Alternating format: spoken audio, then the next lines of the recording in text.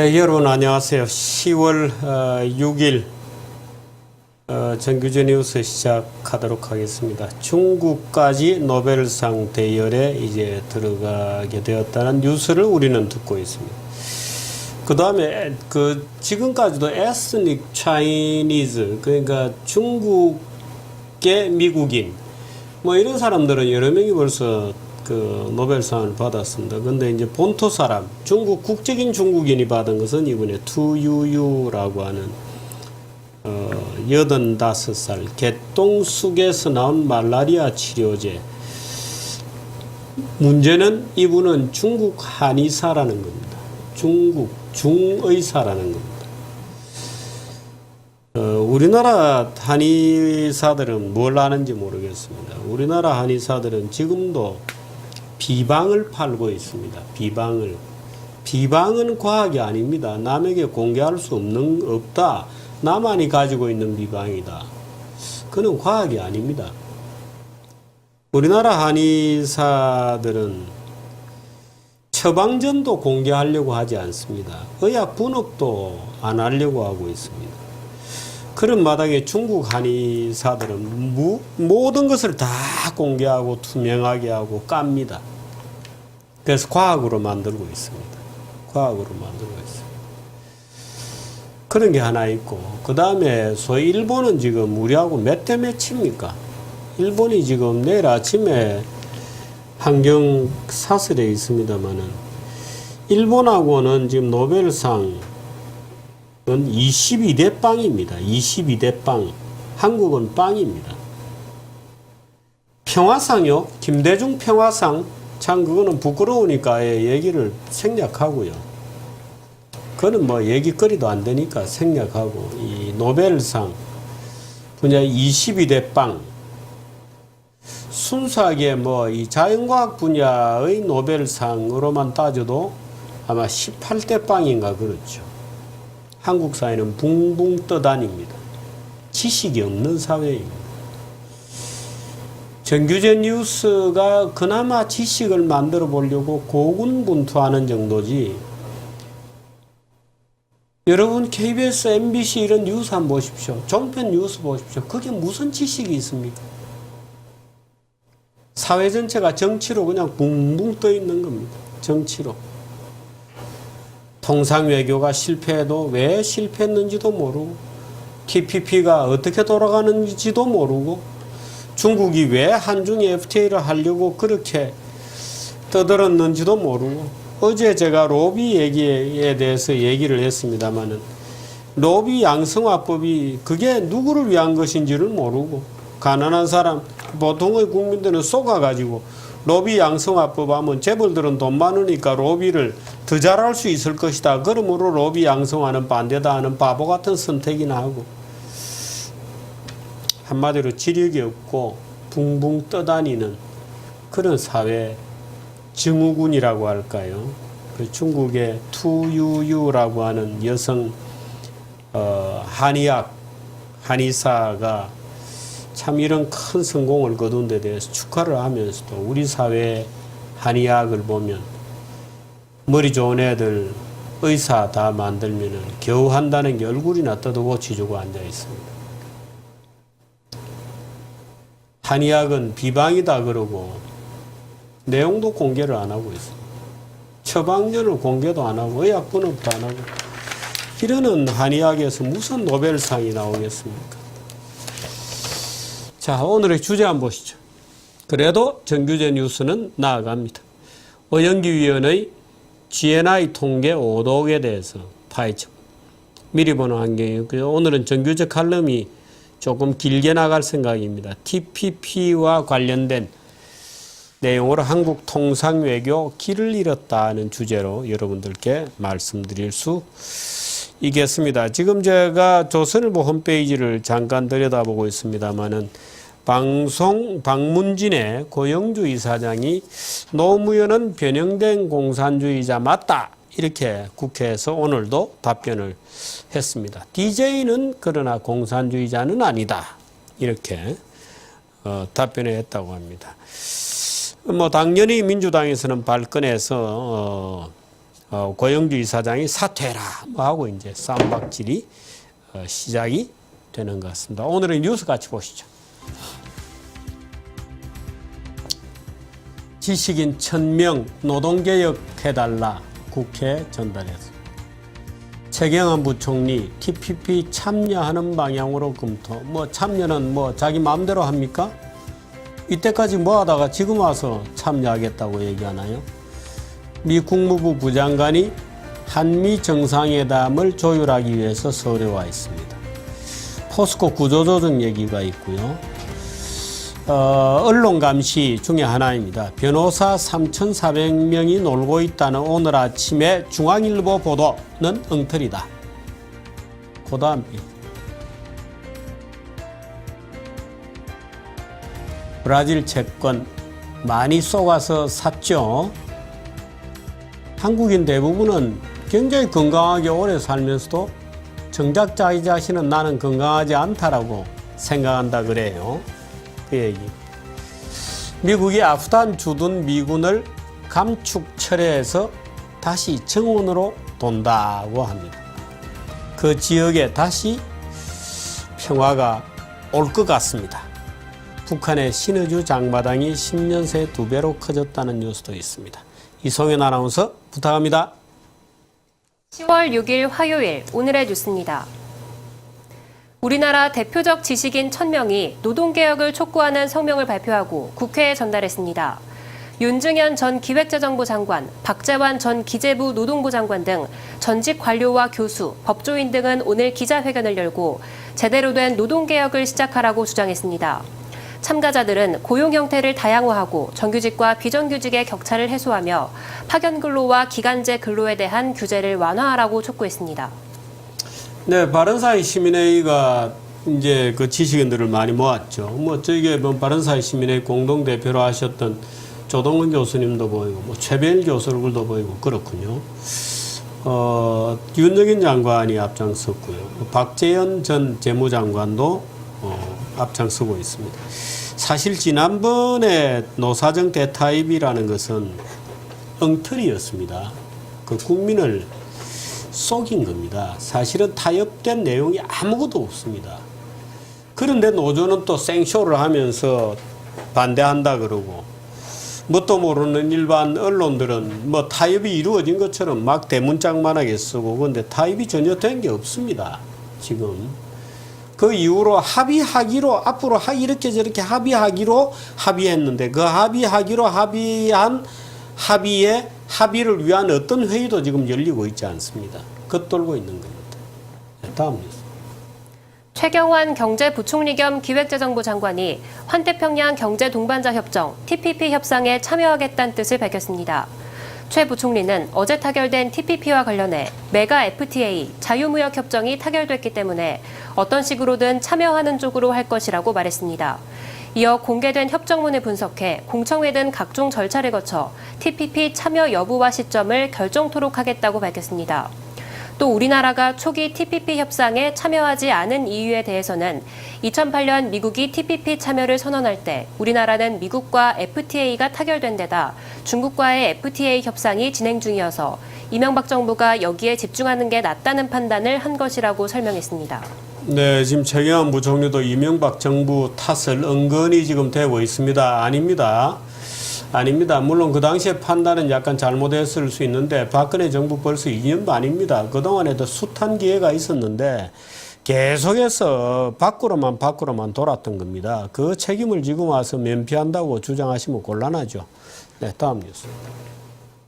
토니 블링컨 미 국무부 부장관이 한중일 3국 순방차 오늘 우리나라를 방문했습니다. 블링컨 부장관은 오늘 조태용 외교부 1차관과 면담하고 이어 홍용표 통일부 장관과 윤병세 외교부 장관을 만났습니다. 이 자리에서 블링컨 부장관은 박근혜 대통령의 방미 의제와 북한의 도발 억지, 도발 시 대응 방안 등을 협의했습니다. 미 국무부 2인자인 블링컨 부장관은 방한 일정을 마친 뒤 8일 오전 중국 베이징으로 이동할 예정입니다. 네, 근데 이 박 오바마 이 정상회담에서는 이 공동 성명이 안 나오는 모양입니다. 아마 공동 설명서 이런 형식으로 나올 것 같습니다. 글쎄요, 정상회담 격이라면 공동 성명이 나와야 되는데 그보다는 한 단계 낮은 공동 설명서로 나온다고 하니까 아마도 공동 성명에서 내놓을 수 있는 무언가의 큰 합의는 없었다. 안 되는 것 같다. 이런 분위기인 것 같습니다. 그래서 저는 약간 걱정이 또 되네요. 뭐 중국 가서 아주 대중 외교에 대한 여러 가지 그런 건지도 모르겠습니다만 오바마 대통령이 어제 TPP 협상 타결에 관한 성명서를 냈습니다. Statement on the Trans-Pacific Partnership 이렇게 되어 있는 성명서를 발표했는데 거기 보면은 우리는 국제 경제 질서를 중국 같은 나라가 쓰도록 방치할 수는 없다 이런 표현이 있습니다. 친중 외교를 열심히 해온 그 박근혜 정부의 중대한 위기다라고도 볼 수 있는 한미 정상회담에 박근혜 대통령이 모든 우려를 불식해 주기를 다시 한번 간곡히 부탁드립니다. 네. 포스코가 재선과 제강 등 철강 본류에만 집중하고 자회사를 매각한다는 정부 문건이 나왔습니다. 산업통상자원부가 작성한 BH보고 철강산업 사업 재편 기본 방향 문건에는 대형화, 전문화, 감산으로 꼽히는 구조조정 방안이 담겨 있습니다. 이에 따라 포스코는 자회사 대우인터내셔널을 매각하고 재선과 제강 등 철강에만 전념할 계획입니다. 또 현대제철은 동부제강을 흡수한 뒤 자동차용 강판으로 특화할 예정입니다. 해당 문건은 윤상직 산업통상부 장관이 지난달 철강 유화업계의 구조조정이 필요하다고 말한 이후 작성됐습니다. 네, 이 자세한 내용은 아마 나중에 우리 허원순 논술위원이 미리 보는 환경 할 때 자세히 아마 설명을 좀 드릴 것 같습니다. 포스코, 현대제철, 동국제강, 동부제철 등 이 철강에 대한 구조조정안, 또 조선에 대한 구조조정안도 곧 나올 것 같습니다. 그런데 이게 정부 차원에서 이렇게 한다고 되는 것인지에 대해서는 조금 봐야 되겠습니다만은 이제 이것을 하기 위해서는 소위 원샷법이라고 하는 기업구조조정법 지금 국회에 나가 있습니다. 그런 법들이 좀 통과가 돼야 되는 여러 가지가 있습니다. 그래서 이 철강뿐만 아니고 석유화학산업 또 조선 이런 데도 아마 구조조정 계획이 정부를 중심으로 만들어지고 있는 것 같습니다. 나중에 허은순 위원에게 설명을 좀 듣도록 하겠습니다. 네. 변호사 2만 명 시대에 3,400명이 일자리가 없어 놀고 있다는 일부 조간신문의 분석은 잘못된 해석으로 나타났습니다. 휴업계를 낸 변호사를 모두 노는 변호사로 봤는데 이는 사내 변호사가 급증하면서 나타난 현상입니다. 사내 변호사는 휴업계를 내고 취업해야 변호사법에 어긋나지 않아 휴업계를 낸 변호사가 많아졌기 때문입니다. 네, 사내 변호사라고 하는 새로운 이 잡이 엄청나게 늘고 있습니다. 삼성만 하더라도 아마 몇백 명 될 겁니다. 그게 이제 이 기업 계약, 국제 계약 이런 데는 처음부터 변호사들이 다 붙어야 되거든요. 그런 것들은 사내 변호사로 하는 것이 훨씬 좋죠. 미리부터 계약을 다 검토하고 해야 되니까. 그래서 기업들이 기업 삼성그룹만 해도 아마 웬만한 로펌보다 많은 사내 변호사를 가지고 있을 겁니다. 그 얘기를 아마 혼동하고 기자가 잘못 쓴 것 같습니다. 네, 다음. 금융감독원이 브라질 채권의 불안전 판매에 대해 집중 점검합니다. 브라질 채권은 2010년 이후 6조 원 이상 팔리며 인기 재테크 상품으로 주목받았는데 2011년 이후 헤아라 가치가 절반으로 폭락하며 막대한 평가 손실을 입고 있습니다. 금감원은 증권사 자체적으로 불안전 판매가 있었는지 점검에 제출하도록 했으며 제출 내용이 미흡한 증권사에 대해서는 추가 검사를 진행하기로 했습니다. 환위험의 설명 부족 등 불안전 판매 여부가 드러날 경우 주요 증권사들은 손해배상 소송 등 제재를 받을 전망입니다. 네, 다음 뉴스. 한국인의 건강 기대 수명은 OECD 국가 중 가장 높지만 자신이 건강하다고 생각하는 사람은 35%밖에 안 되는 것으로 나타났습니다. 오늘 한국보건사회연구원은 OECD 통계로 본 한국인의 건강 상태와 보건의료 이용 보고서를 통해 이같이 밝혔습니다. 보고서에 따르면 한국인의 기대 수명은 81.8년으로 OECD 회원국 평균인 80.5년보다 길고 건강 기대 수명은 73년으로 OECD 국가 중 가장 높은 수준입니다. 반면 자신의 건강이 양호하다고 답한 사람은 35%에 불과해 OECD 평균인 70%와 큰 차이를 보였는데 기대 수명과 주관적 건강의 차이가 이렇게 큰 국가는 우리나라가 유일합니다.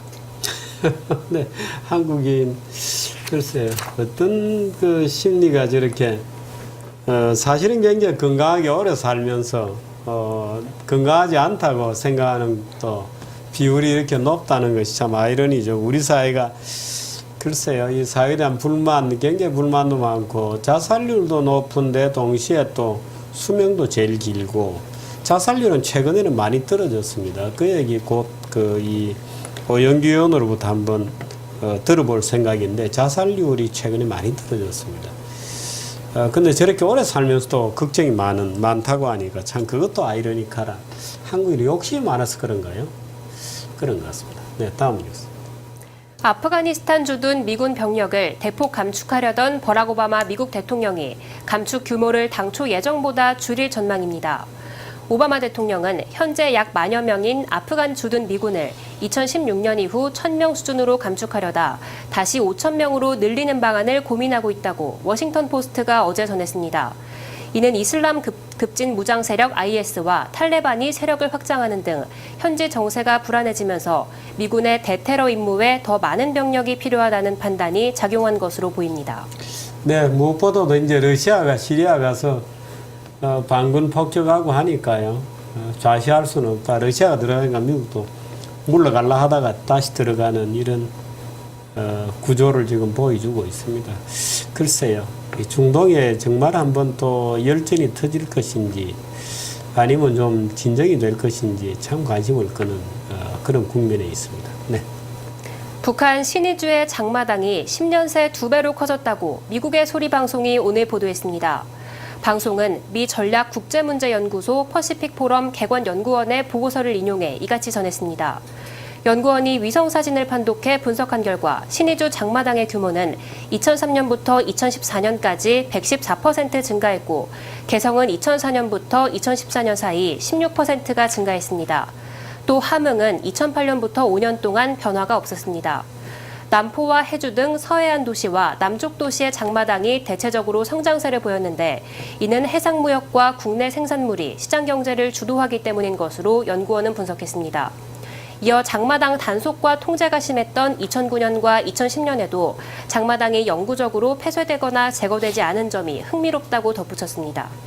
네, 그렇군요. 지금 이 분석은 위에서 사진 찍어서 보는 그런 것들인 것 같습니다. 근데 사실 뭐 국내 제가 모처럼 북한 뉴스가 나왔게 이제 전해드린 건데 국내에서도 이미 뭐 북한의 장마당, 큰 장마당, 신의주 또 평성시장인가요? 평성시장 또 청진에 있는 큰 시장 이런 데는 뭐 거의 뭐 실시간으로 거기 지역이 어떻게 돌아가는지는 국내에서도 이미 다 파악이 되고 있는 정도입니다. 그런데 지금 이제 북한이 그나마 장마당 경제가 버티고 있는데 이 장마당이라는 것하고 시장 경제하고는 굉장히 차이가 좀 있습니다. 말하자면 근데 어떻든 이제 김정은이가 통제력이 없어지고 장마당 경제가 그나마 이제 좀 살아나면서 북한이 전체적으로 좀 극도의 어떤 경제적 궁핍은 조금 벗어나고 있는 것 같다는 보도들이 또는 그런 관측과 또 분석들이 많습니다. 금년간 뭐 북한의 실제 돌아간 내용을 좀 잘 아는 분들 한번 모시고 얘기를 좀 들어보도록 하겠습니다. 오늘은 뉴스를 1부, 2부로 나누지 않고 한꺼번에 뉴스 9건을 모두 여러분께 들려드렸습니다. 광고 듣고 오영규 위원 모시도록 하겠습니다. 우산 있어요? 갤럭시네? 맛있는 거 사가지고 와. 맛있는 거. 잠깐, 아빠 계산 좀 할게. 아빠 거의 다 왔어.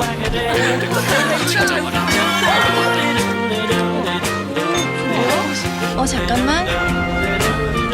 계산은 심플하게 삼성페이로 샥. 삼성